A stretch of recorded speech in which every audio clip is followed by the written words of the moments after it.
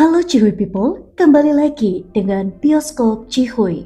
Pada kesempatan kali ini, kita akan membahas sebuah alur cerita film, kisah Carlos Estrada, sang kapten yang kehilangan segalanya akibat konspirasi militer dan kartel narkoboy. Langsung saja kita ulas film berjudul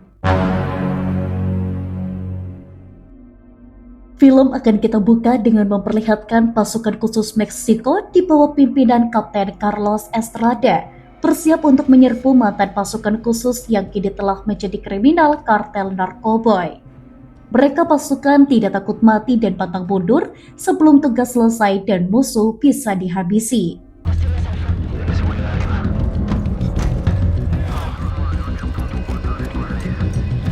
Pasukan Carlos diam-diam mendekati ke arah kartel narkoboy bernama Hector yang lagi melakukan jual beli senjata ilegal. Pasukan Carlos melepaskan tembakan tepat mengenai klien Hector, tapi bukannya takut, Hector malah tersenyum. Carlos pun mendekat, tapi anak buah Hector langsung menghadang.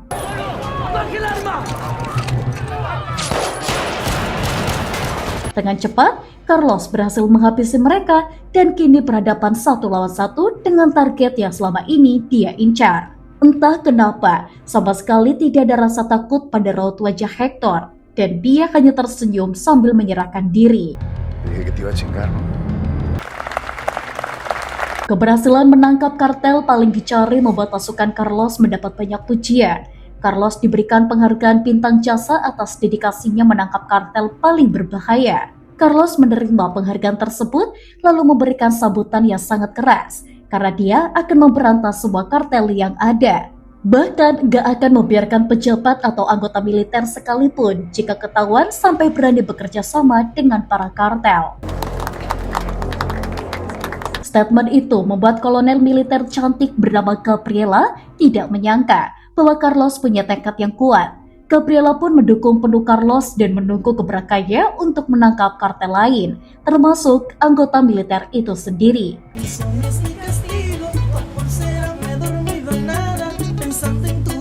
Pada keesokan hari, Carlos beserta istri menikmati jatah liburan sebagai hadiah karena telah berhasil menyelesaikan tugas. Carlos tidak hanya liburan berdua, melainkan bersama seorang ajudan yang bernama Miguel. Mereka menikmati waktu liburan sebaik mungkin sebelum kembali ke rutinitas. Di malam hari, Carlos dan Miguel bersantai di kolam renang sambil menikmati langit yang dihiasi banyak bintang. Miguel sangat senang karena sudah lama tidak liburan bersama istrinya. Apalagi hampir beberapa hari ini Miguel selalu mendapatkan tugas. Di tengah-tengah itu, tiba-tiba listrik di sana mati dan sontak mereka segera mengecek.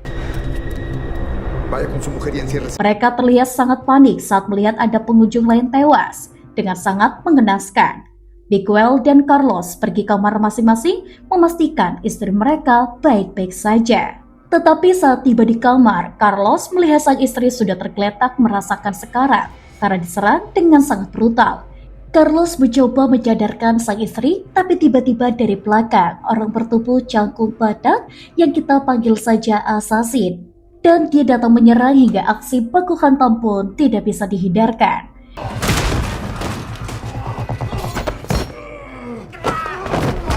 Carlos dibuat sangat kewalahan sampai tubuhnya ditusuk pisau dan terkena beberapa kali pukulan. Dengan sekuat tenaga, Carlos mencoba bertahan, tapi assassin sangatlah kuat, sampai-sampai jari Carlos putus karena digigit. Dan di sini dia berkelahi dengan gigitan. Carlos mulai membalikkan keadaan dan bisa menyerah, tapi sayangnya Carlos balik dihajar dan kini lehernya diikat dengan kabel. Carlos mengerahkan semua kemampuan melepaskan kabel tersebut dari leher, tapi assassin punya tenaga yang kuat sampai Carlos hampir kehabisan nafas. Apalagi malah dibekap dengan plastik, tapi beruntungnya Carlos mampu melawan dan langsung menyerang balik. Tapi lagi dan lagi Carlos dihajar habis-habisan. Dengan sisa tenaga yang ada, Carlos mencari senjata apa saja yang dengan cepat bisa menyerang assassin. Carlos berhasil menusuk leher hingga assassin tersungkur tidak lagi melawan. Carlos segera menghampiri sang istri karena masih hidup dan Carlos sampai meneteskan air mata. Tapi tiba-tiba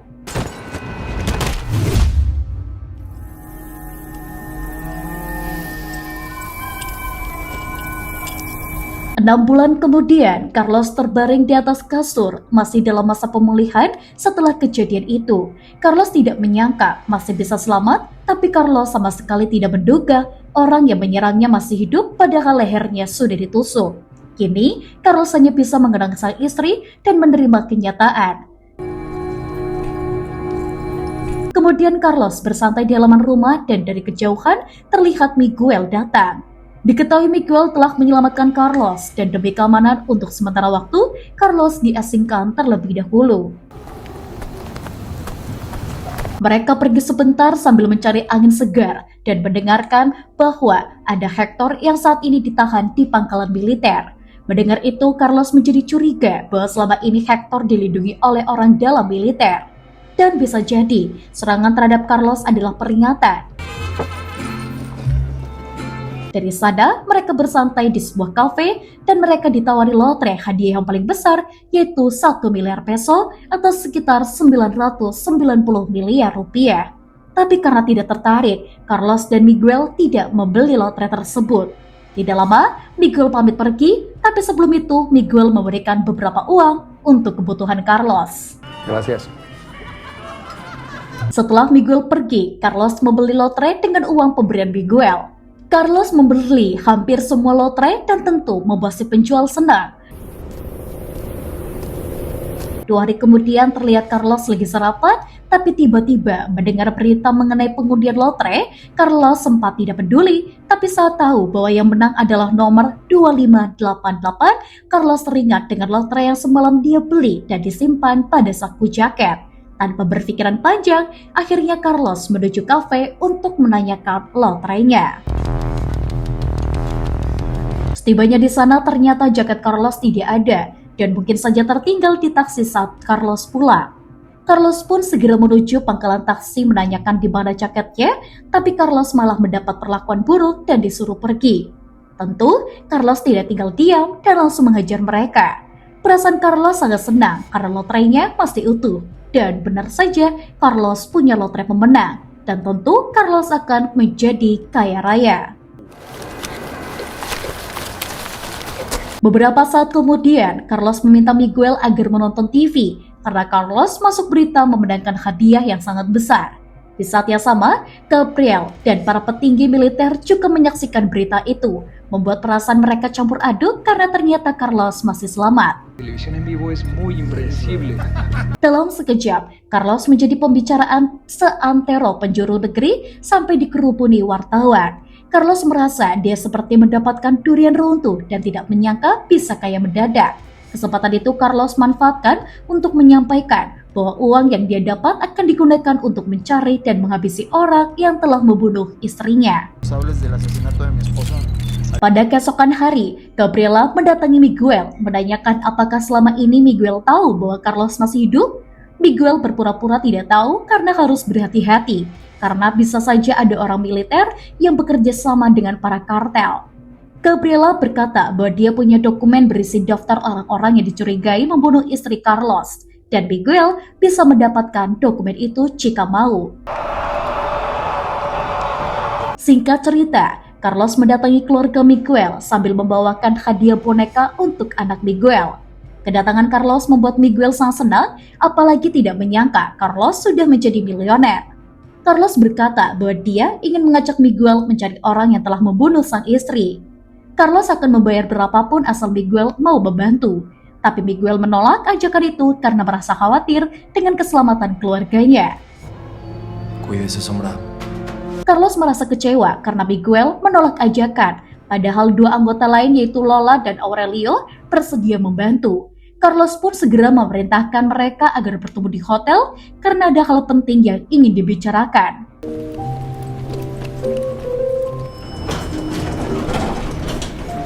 Tidak lama kemudian mereka tiba di tempat pertemuan dan sangat terkejut karena Carlos menjamu dengan banyak makanan mewah. Carlos juga memberikan 2 tumpuk uang sebagai imbalan karena mereka mau membantu menjalankan rencana balas dendam Carlos.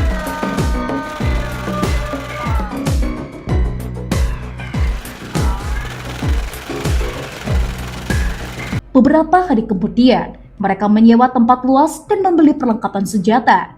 karena mereka akan menculik Hector demi mengetahui siapa yang telah menghabisi istri Carlos. Carlos tidak mau main-main karena nyawa harus dibayar dengan nyawa. Carlos juga merasa curiga, pasti ada orang militer yang bekerja sama dengan para kartel.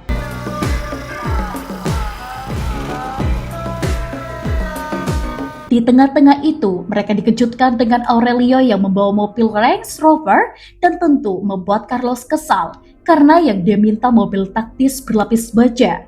Aurelio berkata bahwa mobil itu juga cukup menahan peluru, apalagi bisa membuat mereka lebih berbaur, tidak terlalu mencolok.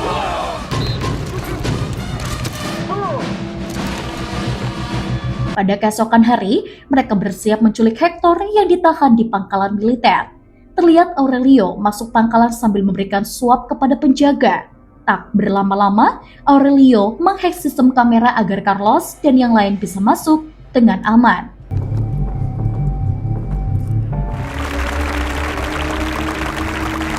Sigilosos, con calma. Kini Carlos dan tim berada tepat di depan ruangan Hector ditahan. Dikarenakan Carlos menjanjikan bayaran yang besar, beberapa tentara juga bawahannya pasrah melihat Carlos akan menculik Hector. Tanpa berlama-lama, Carlos segera masuk ke dalam tempat Hector dan kemudian di luar, seorang petinggi militer curiga karena ada tentara yang berjaga di dekat tempat Hector, padahal seharusnya si penjaga itu lagi mengikuti upacara. Si petinggi militer menjadi curiga hingga mengajak anak buahnya untuk mengecek kondisi Hector. Comando, ya nos cayó la voladora. Tidak lama si petinggi militer itu datang dan terjadi baku tembak hingga dia tewas. Mereka buru-buru membawa Hector keluar sebelum aksi mereka diketahui oleh yang lain. Carlos sangat menyayangkan karena ada korban dalam rencana itu. Dari sana Carlos membawa Hector ke markas yang untuk diinterogasi siapa saja pihak militer yang bekerja sama dengannya. Hector sama sekali tidak mau memberitahu dan membuat Carlos makin marah hingga menancapkan paku pada kaki Hector. Carlos terus menyiksanya dengan kejam, tapi Hector masih tidak mau buka mulut. Merasa sudah sangat kesal, Carlos terus langsung menyiksa Hector, tapi tetap tidak mau memberitahu. Akhirnya Carlos mengancam akan menghabisi anak dan istri Hector, tapi tiba-tiba suasana menjadi sangat menegangkan karena Carlos diserang oleh para penembak jitu.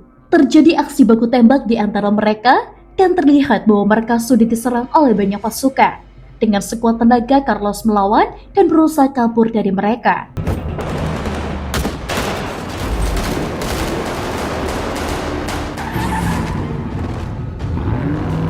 Carlos terus tancap gas sambil meminta Aurelio dan Lola bersiaga karena takut ada yang mengikuti. Melihat serangan mereka, Carlos yakin pasukan tersebut sangat terlatih. Apalagi Carlos tadi melihat ada asasin, orang yang membunuh istrinya. Tapi ternyata mereka tidak tinggal diam dan kembali mengejar Carlos.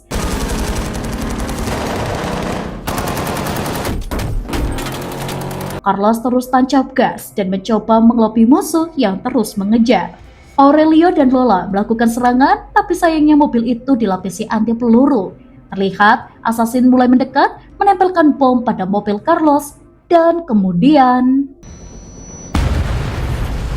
beruntung Carlos dan yang lainnya masih selamat, tapi asasin tidak menyerah terus mengejar mereka. Carlos meminta Lola melemparkan uang ke jalanan agar orang-orang menghalangi jalan. Ternyata rencana tersebut gagal karena asasin dengan kejam menabrak orang-orang yang menghalangi jalan. Tapi pada akhirnya Carlos bisa lolos dan harus melarikan diri dengan cara lain untuk mencari tahu siapa asasin sebenarnya. ¿Y cuál es la relación de Luna y este tipo? Dari sana mereka beristirahat di rumah Carlos lalu kembali menyusun rencana untuk menghabisi asasin. Carlos meminta Aurelio mendapatkan berkas asasin karena dari kemampuannya, pasti asasin merupakan pasukan khusus. Aurelio berkata bahwa dia tidak punya akses dan harus minta bantuan pada Miguel. Pada keesokan hari, Carlos bertemu dengan Miguel, memintanya masuk ke bagian arsip, mengecek data pasukan khusus, tetapi Miguel sangat marah karena tahu bahwa Carlos telah menculik Hector dan membunuh seorang petinggi militer. Miguel sangat kecewa karena Carlos malah berbuat yang anarkis. Sontak Carlos bertanya, apa yang akan dilakukan Miguel jika ada di dalam posisinya. Miguel tetap menuruti perintah Carlos dan mencari data assassin. Saat itu Miguel menyadari ada satu data yang fotonya tidak ditunjukkan. Miguel membuka berkas itu dan benar saja, selama ini assassin adalah pasukan khusus yang punya track record buruk. Diberhentikan secara tidak hormat dari militer karena menghabisi sesama pasukan. Dengan cepat Miguel mencatat alamat assassin dan langsung mengirimkan kepada Carlos. Beberapa saat kemudian, Gabriela membawa Miguel ke ruangan para pemimpin. Gabriela mengancam akan memindah tugaskan Miguel karena ketahuan bekerja sama dengan Carlos. Perasaan Miguel mulai campur aduk karena dia hanya menolong kaptennya. Tapi di satu sisi, Carlos juga telah membunuh seorang petinggi militer. Gabriela tidak akan memindah tugaskan Miguel asalkan mau bekerja sama untuk menangkap Carlos.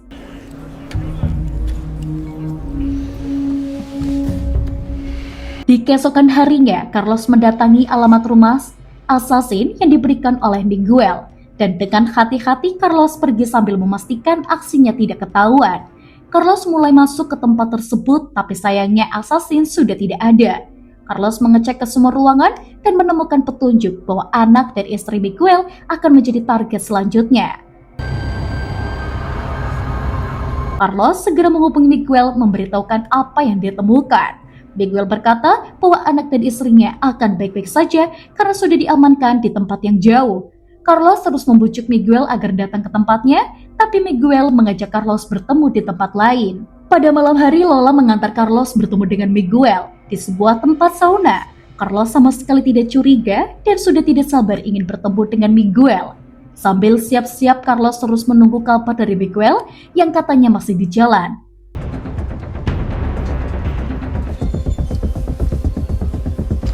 Di luar, Lola menyadari bahwa itu adalah penyergapan dan langsung memberitahukan kepada Carlos. Jelas, Carlos sangat panik dan buru-buru keluar dari tempat tersebut. Tetapi dia terlambat karena tempat itu sudah dikunci.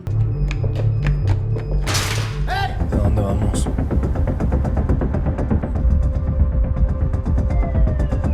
Sementara itu Aurelio mendatangi kantor militer mengajukan pengunduran diri, tapi berkasnya ditolak. Aurelio dibawa menghadap Gabriela karena penasaran kenapa Aurelio mendadak ingin berhenti. Tanpa disadari, Gabriela menyembunyikan senjata di balik amplop yang akan diberikan kepada Aurelio. Dan tiba-tiba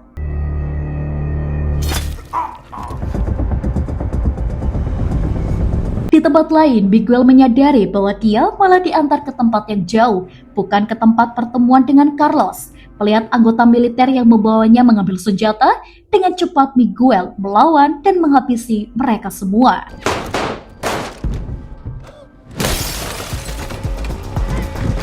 Di waktu yang sama, Lola diserang oleh assassin sampai terjadi aksi baku hantam. Dengan sekuat tenaga, Lola berusaha memberikan perlawanan dan bisa membuat assassin kewalahan. Lola terus memberikan serangan dan akhirnya berhasil membuat assassin ditabrak mobil lain. Gak lama, Carlos juga berhasil keluar dan dengan cepat mereka segera melarikan diri.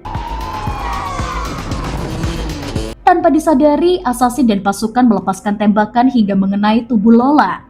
Carlos segera mengambil alih kemudi agar tetap bertahan. Carlos terus menguatkan Lola dan dengan cepat membawanya ke rumah sakit.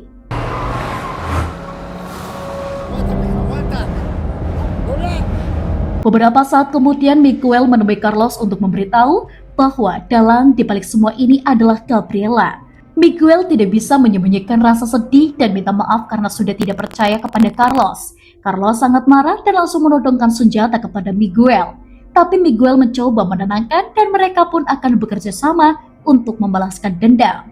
Dari situ kita mendapat fakta bahwa Gabriela merupakan petinggi militer korup yang bekerja sama dengan para kartel termasuk Hector, dan dialah yang memerintahkan assassin untuk menghabisi Carlos beserta keluarganya. Pada keesokan hari, Gabriela menghubungi Carlos karena tidak menyangka sampai hari ini Carlos masih bisa selamat. Carlos meminta agar Gabriela mengakhiri semua ini karena sudah banyak jatuh korban. Dengan tegas, Gabriela mengancam bahwa secepatnya Carlos akan dihabisi. Mendengar hal itu, Carlos akan segera menemui Gabriela untuk mengakhiri semua ini.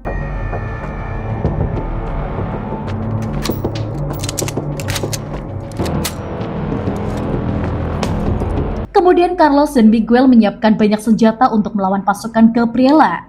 Sesaat akan pergi, tiba-tiba Carlos melihat seorang wanita dan dengan cepat langsung mengikutinya.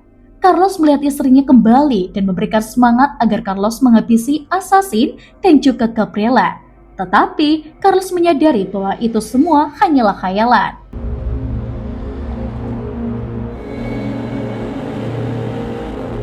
Beberapa saat kemudian Carlos dan Miguel masuk ke kantor Gabriela, tapi mereka sangat terkejut melihat Aurelio yang mati dengan mengenaskan. Mereka tidak bisa menahan kesedihan dan akan membalas semua ini. Kemudian mereka masuk ke lift agar bisa segera tiba di ruangan Gabriela. Tetapi lift itu berhenti karena ternyata ada pasukan Gabriela yang sudah menunggu. Dengan tenang, Miguel kembali menutup lift, tapi pasukan itu menahan, hingga aksi baku hantam pun tidak bisa dihindarkan.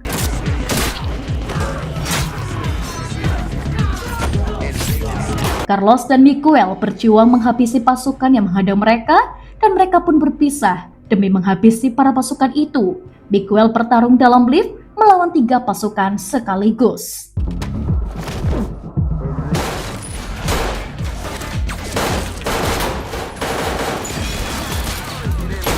Di sisi lain, Carlos masih berusaha melawan para pasukan yang terus bermunculan. Dengan kemampuan yang dimiliki, Carlos mampu mengalahkan banyak musuh. Tetapi sayangnya, mereka tidak kunjung habis, hingga Carlos dihajar dan dibawa ke tempat Gabriela.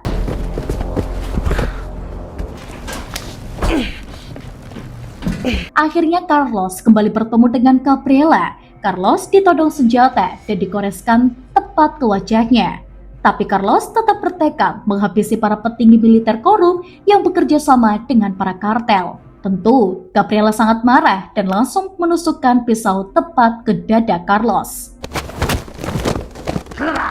Carlos mencoba melawan, tapi Gabriela bisa menghindar dan meminta kapak pada anak buahnya. Saat Gabriela akan menyerang Carlos, tiba-tiba Miguel datang menyerang. Carlos melanjutkan pertarungan dengan Gabriela dan keduanya saling gantian melepaskan serangan. Carlos sempat dibuat kewalahan, tapi Carlos tidak tinggal diam, membalaskan serangan pada Gabriela hingga bisa menghabisinya. Sementara Miguel kewalahan melawan assassin sampai dibuat tidak berdaya dan hampir kehabisan nafas karena lehernya diikat. Dengan sekuat tenaga Miguel mencoba melawan, tapi sayangnya Miguel tidak mampu bertahan dan Carlos langsung datang membantu. Suasana menjadi sangat menegangkan saat Carlos dan assassin berjuang sekuat tenaga karena akan terjatuh. Beruntung Miguel kembali sadar berusaha menyelamatkan Carlos, tapi sayangnya mereka kini malah akan jatuh bersama. Sebagai tumpuan paling atas, Miguel berusaha sekuat tenaga untuk tetap bertahan. Tapi assassin malah balik menyerang dan menusuk tubuh Carlos agar assassin bisa naik. Carlos pun teriak menahan kesakitan karena melihat Miguel sudah gak kuat. Akhirnya Carlos merelakan diri untuk jatuh dengan assassin. Miguel berusaha naik dan akhirnya bisa selamat. Miguel tidak bisa menahan kesedihan karena kapten yang sangat dia hormati harus tewas tepat di hadapannya. Miguel pun semakin bertekad untuk melanjutkan perjuangan Carlos untuk memberantas para petinggi militer korup yang bekerja sama dengan kartel.